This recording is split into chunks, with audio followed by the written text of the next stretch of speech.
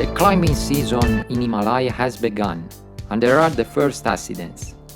Due to a successful helicopter rescue this morning, Team Bogdanov and Giampaolo Corona are now safe. Bogdanov and Corona summited Annapurna without supplemental oxygen and without Sherpa support. Reportedly, Corona was going down by a new road, which probably means that he had just lost his way during the descent. Kailash Helicopter Service added that the rescue took place at Camp 4, at 7,000 meters.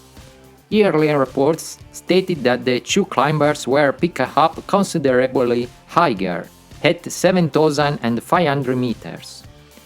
The helicopter flew Bogdanov and Corona to the hospital in Kathmandu. They are frostbitten but stable. As we can see, Corona frostbites his hands and his nose, while Bogdanov frostbites both hands. From the hospital, a grateful Bogdanov thanked his rescuers. "Because of you all, Annapurna has fewer casualties this year," he wrote. In these days, approximately 30 people summited Annapurna, including 4 without supplemental oxygen. Besides Corona and Bogdanov, Hans Wenz of Austria and Grace Zhang of Taiwan also claims a no-oxygen ascent. All the climbers have now returned to base camp. That's it for Annapurna for this season. The Sherpas will pack up base camp shortly. Now let's see who and how they reached the summit. Australian Harley Pepper said this afternoon on Instagram that she believes that she is the third Australian to summit Annapurna. The summit push was hard and very long, she admits.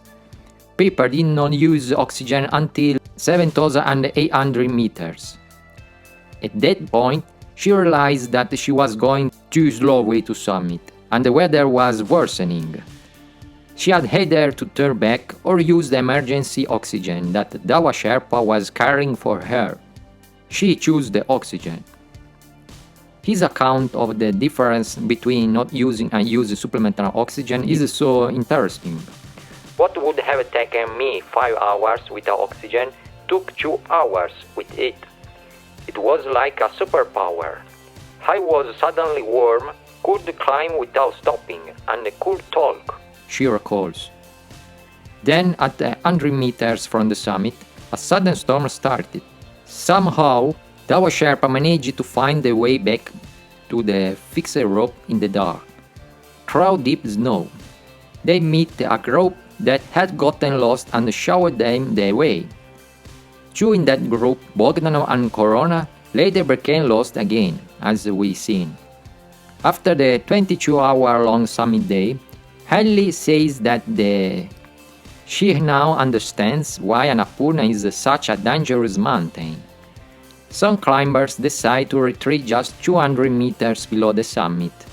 One of them, Arun Waipal of India, turned around with 100 meters to go because of frostbite on both feet. Who knows how many bad words for the wasted effort, but the important thing is to return home safe and sound.